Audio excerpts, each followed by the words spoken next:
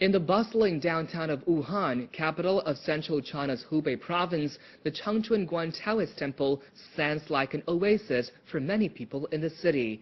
There lives the first female abbess in Taoism's 1800-year history. China Report takes you to the time-honored temple to know about the religious leader. The principal abbess, also known as Fengzhang in Chinese, is the utmost venerable leader in a Taoism. A Fengzhang must also be widely respected among Taoist priests with a strict personal restriction in practicing Taoism. The 54-year-old Wu Chéngzhēn was enthroned in 2009 at Chéngzhēn, one of China's oldest Taoist temples. Wu was born in the suburbs of Wuhan, and her family carries a diverse religious culture. I was born in a family that has a diverse religious culture. Like my father, he loves reading and is a typical Confucian. You can also see Taoism and Christianity in my family. Wu Chéngzhēn was quite different from her peers when she was young. She didn't like pop music and other fashion things. Instead, she spent most of her spare time reading Taoist classical books. Then she made a bold decision to be a pious Taoist priest. As the youngest child of the family, her decision to be a Taoist did not win any support. My parents didn't want me to devote my whole life to serving religion. They wanted me to get married and live a normal life like most of others. In 1984, however, the young girl came to Chéngzhēn and became the youngest Taoist priestess there. Since then, she has been living a life with strict Taoist doctrines abided. The 1,800-year-old religion of Taoism originated from Lao Tzu's book, Tao Te Ching.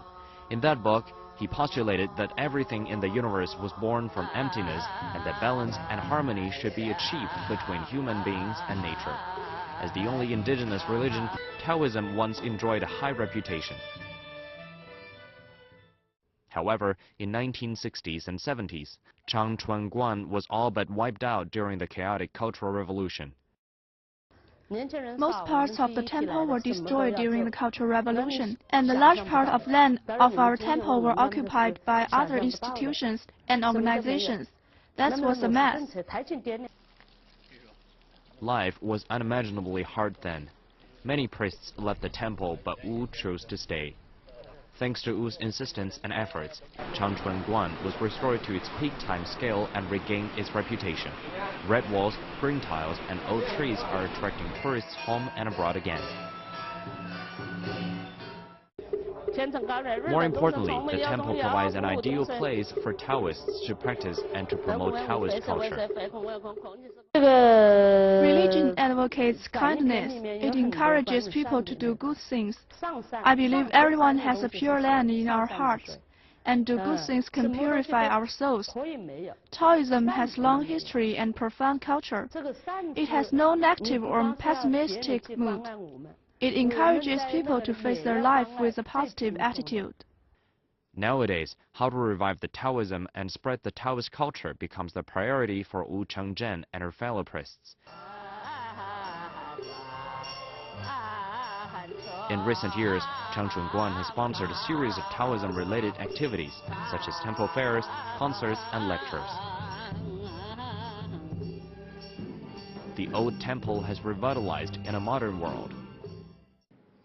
Recent statistics show that there are nearly 100,000 Taoist priests and over 5,000 Taoist religious sites on the Chinese mainland. It also has followers in some Western countries.